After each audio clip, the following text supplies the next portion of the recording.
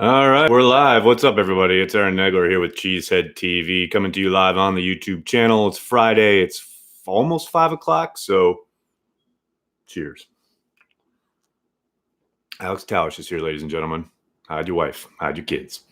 Before anyone asks about Antonio Brown, no. The big news of the day in Packerland, Elgton Jenkins is going to be getting his first NFL start on Sunday. Lane Taylor ruled out with a biceps injury. Kind of saw that coming when Lane was put on the injury report 2 days ago. Jenkins was told he was going to start yesterday. So away we go. We'll see if he ever gives that job up. Happy Friday, everybody in the comments section, the chat here. Yo, Evan, what's going on? How do I feel about Evan Bayless? Fine. Good depth. Sounds like Jimmy Graham went today, though, so who knows if he'll even be active on Sunday. Feed Devontae. I'm down with that. Lane Taylor, job lost. Dustin, you hate to see a job lost due to injury, but if Elgton Jenkins balls out like I think he will, there's a good chance. Buddy, does it bother you that Dez called you a dickhead? No. Really doesn't bother me at all. Is EQ still able to return this year or no? No, Sean, he is not, because he was placed on injured reserve prior to being on the 53-man roster.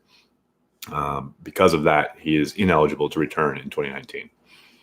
More Vitale this week, Nicholas? I hope so. I said on Twitter yesterday, it's time to unleash him in the passing game. Actually, I ran into him at Chipotle, of all places, in Green Bay the day before I left last week. And I said, I saw you split out wide left couple times, and he said, yeah, we're setting something up there, so be on the lookout. Vitale, I'm calling it Vitale 9 route for a touchdown. Hello from Napa. What's up, Jose? How you doing? I was just watching Lombardi's Redskins, the forgotten 1969 season. Very interesting. Yeah, that whole episode is incredible, actually. Dexter Williams active? I think there's a good chance, seeing as Jamal Williams has been in the injury report with an ankle. I think it's a good possibility. Do you all prefer monthly super chats or Patreons? Dustin, I have no preference either way. However you feel like supporting Cheesehead TV is fine by us. Over under 5 sacks for the defense this week. I'll say under. I'll say 4. That sounds about right. Speaking of super chat, thank you, Stevens. Thank you for this super chat. The best Vikings heel known to man. That 2-0 feeling feels oh so good. I know, I feel kind of bad this week because it's hard to get hyped for the Broncos, especially when they're 0-2 after 2 weeks of rivalry games. But that said, as Aaron Rodgers said at his locker earlier this week, don't believe in trap games. They all count on the old ledger. Mm-hmm. Who started Cheesehead TV? Jose, that would be myself and Corey Banke. We host Packer Transplants. You should check that out. Just had a new one on Wednesday. It's on the YouTube channel. Everyone like, subscribe, donate. Best Packers broadcast available. Dustin, you're too kind. Riley Reese, thank you for the super chat. What would be a successful first season for Gary? Contribute more and more as the season goes on. 4 or 5 sacks and looking like a threat down the stretch. Hopefully his spry young legs provide a little boost there in November and December when the length of the season starts catching up with guys. Bowl prediction for Sunday? I already gave you one. Vitale, 9 route, down the left sideline. Touchdown. Any chance we see some Kiki this week? Yeah, it sounded like it's a possibility. LaFleur was asked about it. They liked the experience that Fidel Brown brings them, but sure sounds like he's on the cusp of getting activated. The deal. Thanks for the super chat. Can BJ Raji play wide receiver? Why not, right? Why not? We had Julius Peppers line up at wideout. I don't see why not. Do you think the lack of tight end production last week was just due to the game plan for the week? Somewhat, yeah. I don't doubt Zimmer had a plan for Jimmy Graham, though, in a way that Pagano didn't. The one target catch / play I saw Graham make was on the offensive pass interference. So maybe they get more involved. But this is what I said at the beginning of the year. Remember, outside of Adams and Jones, everybody on this offense is going to be somewhat opponent dependent and game plan dependent. It's not this thing where everyone is going to get fed every week, especially when they're having troubles on third downs, which they continue to have. So, if they can elongate some drives and get better on third down and they'll be a little bit more efficient on offense, maybe these guys start to eat a little bit production-wise. But until that happens, you're going to see this herky-jerky output that you've seen the first 2 weeks. Do you think the Broncos still have a top-tier defense? I don't think it was, is what it was back when they were destroying the Packers on national television, when I believe Rodgers threw for 97 yards or some nonsense. Even Chris Harris, who is still a fantastic player, he acknowledged as much earlier this week in a media availability in Denver, saying that, they can't play the way they did that night now with the personnel they have. But that said, they still have some real talent on that side of the ball, and they can definitely cause all sorts of problems for the Green Bay Packers. No question there. I get the weirdest. Has anyone's Twitter just started going crazy all of a sudden, like giving you alerts for crap that you never asked to get alerted to? I get random tweet notifications for people who I follow them, but I don't want notifications on them. I don't know. It's weird. It just happened overnight. Michael, what's up? Is there a more likable guy on the team than Zadarius Smith? Thank you for the super chat, by the way. At the moment, he's the most quotable. That's for damn sure. I love the energy that he's brought to the team. I love the vibe around the team that he's helped create. Talk about a home run of a signing by Brian Gutekunst. Absolutely outstanding. You get notifications from me? That's scary. Des Bryant is sitting on his couch eating Cheetos and watching Cow and Counter. Yeah, that's probably true. Sorry, guys. Who's more of a problem for the Packers, Chubb or Miller? They'll both be a handful. I think Miller is going to try and go against Bakhtiari, who has seemed a bit, let's say, how do you put it? I think the back is probably giving him more trouble than he's letting on. He does not look like his old school self these first 2 weeks. Brian Bulaga has been outstanding, and I think Miller will try to work against Bakhtiari for the majority of the game.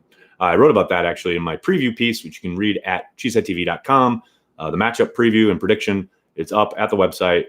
Go over there either right now or when we're done. Paula, thanks so much for the super chat. Mount Rushmore of Packers receivers. Love Cheesehead TV. Hope to catch you in Lot 1 in November. Always hit up Lot 1 before a game, so you'll probably see me. Man, didn't we do this on transplants? I know it's so hard. You got to have Hudson, right? Then you got to have Sharp. And then I kind of go probably Lofton and Greg Jennings? Jordy Nelson? I don't know. That's a tough one. That's a really tough one. Donald Driver, all-time leading receiver, although he's probably not as good as any of those guys. I don't know. That's a tough one. Very, very tough one. What's the biggest difference on special teams penalties this year? Simply coaching? Was Zook that bad?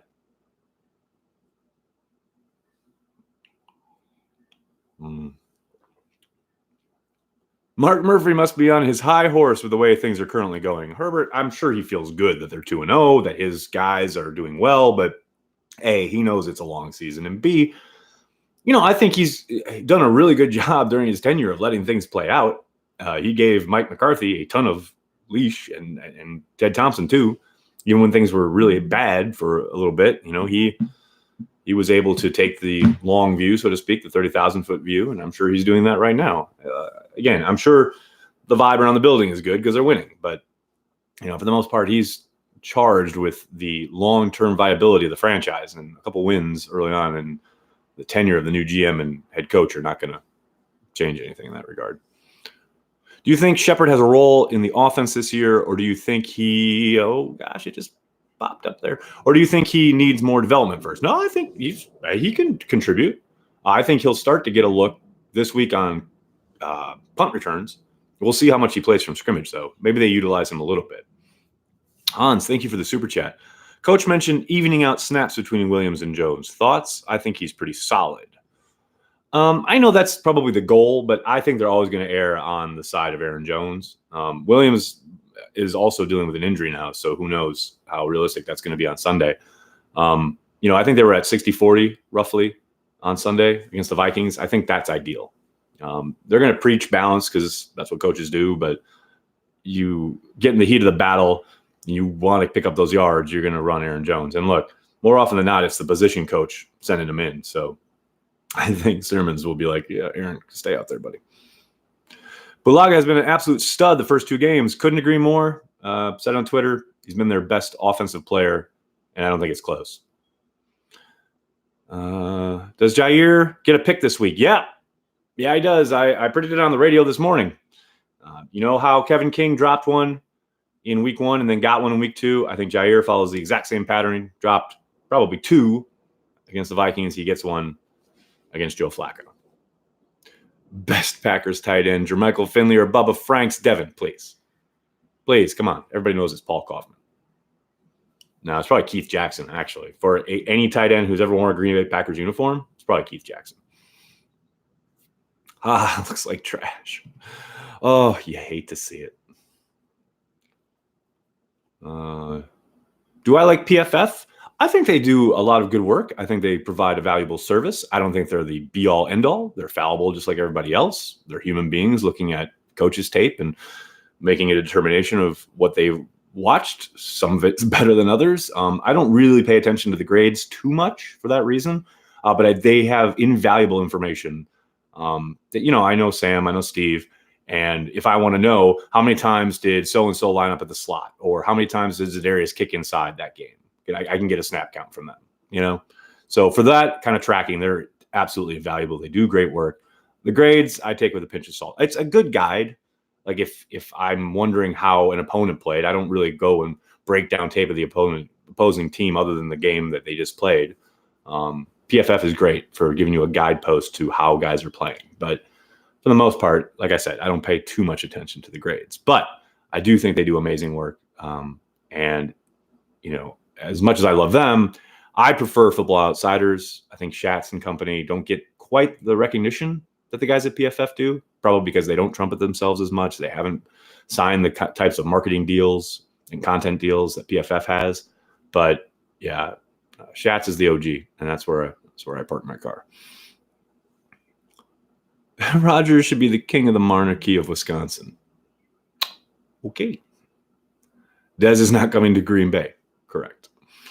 You think we are successful in containing Lindsey?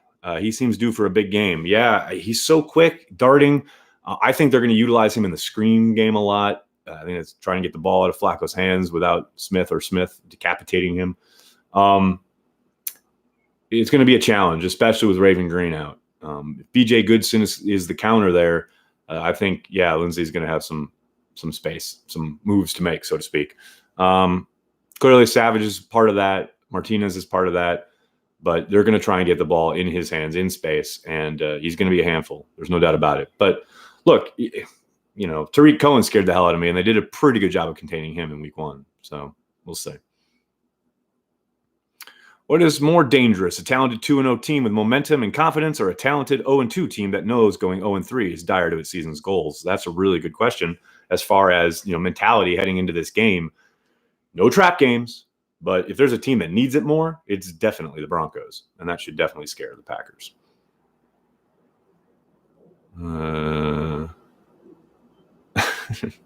You rule the internet. That's kind of you to say.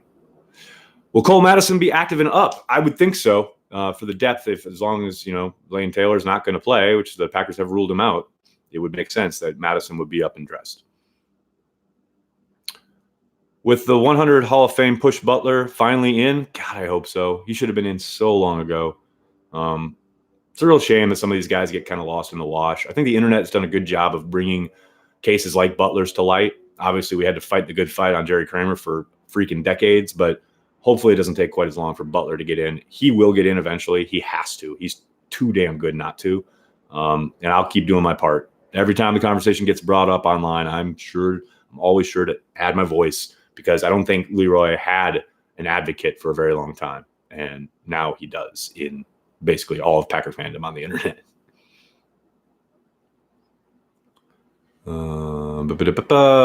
Butler and Sterling need to be in. Couldn't agree more. Absolutely.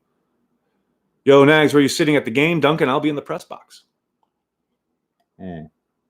Next, thoughts on Marshall Newhouse starting for the Pats. I'll tell you what. Marshall Newhouse gets a bad rap. I understand why. He's not the greatest player in the world. But look at this guy, still starting in the NFL. He's been in the NFL seemingly forever because he's reliable, he's dependable, he's an absolute pro, and he's a really cool dude. I've gotten to know him. I really like him, and props to him for continuing on, having an NFL career, and being the guy that teams call when they need line help. Essentially, at this point, that's what he is. And now he's playing for the Patriots. Awesome. Just awesome. Hey, thanks so much, Mr. Gilbert, for the super chat. Should the Packers trade for John Ross or Jay Grant? Not sure who you're talking about with Jay Grant, but John Ross, I don't see the Bengals ready to give him up. They've just revitalized him. Zach, who used to write for us and now writes at Packer Report, posited this morning on Twitter, shipping out a 6th-round pick for Corey Davis down in Tennessee. I'm not a huge fan of bringing people in at wide receiver, but that one intrigues me. I think Corey Davis would be an interesting add. John Ross, he's exciting. You love that speed, obviously, and he would definitely bring an element that they lost with Trevor Davis. But I don't see them making a move there, and I don't see the Bengals shopping him. I mean, maybe they decide their season is on the downswing and they want to rebuild or something. I don't know. I'm not totally familiar with the inner workings of the Bengals front office, but I don't see that kind of move being made. Did we talk about Antonio Brown getting released yet? Yes, right at the top of the video when I said no. When do you think Ibrahim Campbell come back and possible take over that second inside linebacker spot? Ryan, he's on the PUP, I believe, isn't he? No, he was signed. God, I'm so confused. I would tend to think since he got he went out with a, what do you call that thing? Oh, no, he's practiced. So, yeah, he's not on PUP. Duh. He was out with an ACL injury at the end of the year in December. So, man, it'd be surprising if he's ready in September. But, late October, maybe? We'll see. They obviously think he's close enough because they signed him.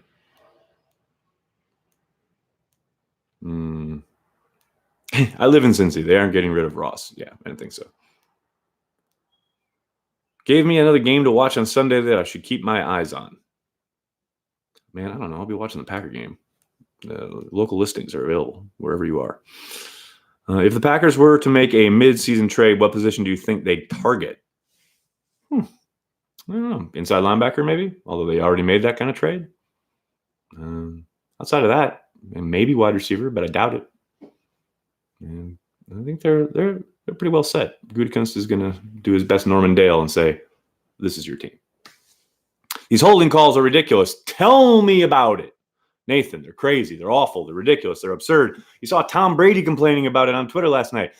TJ Lang complaining about it on Twitter last night. It's absurd. The emphasis on hold. Give me a break. Let them play. We didn't tune in. We didn't go to the ballpark to watch refs. We wanted to watch players make plays. And every time someone makes a play, there's a fucking flag. Why on earth do I want to watch that? I turned off the game last night. You really think I'm going to stick around for Titans, Jags? I'm barely there to start, to begin with, because it's Titans, Jags. I'm just there because I need my football fix. But then you start throwing flags. That's not football. It's like dancing with the refs. I don't want that. It's awful. Remember when everyone compared AB to Randy Moss? I don't actually.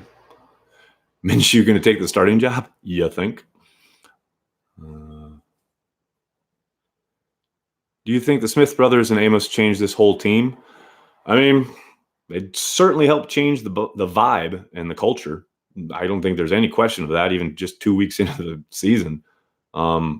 It's the whole feel. Now, some of that is them, but some of that is LaFleur too.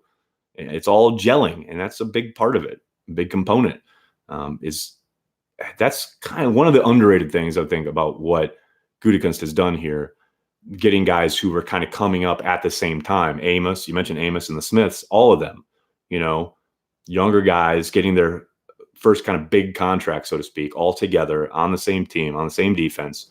And even Billy Turner, same thing. A guy who's getting his first real payday. It's great to see. And they've certainly revitalized a locker room that had some fragmentation and it has some frustration in it. Now all of a sudden it's on. And I loved Za'Darius's quote yesterday out of the locker room when he said, "We're 2-0, but we haven't arrived yet. And there's still a lot of work to do." I love that mentality. I love the awareness, but I love to see the fun they're having. And they're just clearly feeding off the energy from each other. The vibe in the locker room seems just really, really great. Za'Darius took the entire defense out for dinner last night. I love it. I absolutely love it. All right, everybody, I'm going to have to jump. Thank you so much for all the questions. I'm sorry if I couldn't get to yours. Please like, subscribe, share our YouTube channel here. Trying to get as many subscriptions as subscribers as we can. I do a really poor job of pushing it. You guys do a great job, my evangelicals here in the comments. Thank you so much for checking out what we do at Cheesehead TV. Like I said, my preview and prediction post is up for the game. Make sure you check that out. And hey, if you need tickets for the game, Ticket King, they got you covered. They're right across from Lambeau Field. They've been around since 1999. Any and all games, not just home games, but away games as well. And hey, if the Packers make a postseason run, they'll have your playoff tickets too. Check out Ticket King. And if you're not in Green Bay, go to cheeseheadtv.com. We got a link there for you. Take care of all your Packer ticket needs. Thanks a lot, everybody. I'll see you guys on Sunday morning prior to the game. Go Pack Go.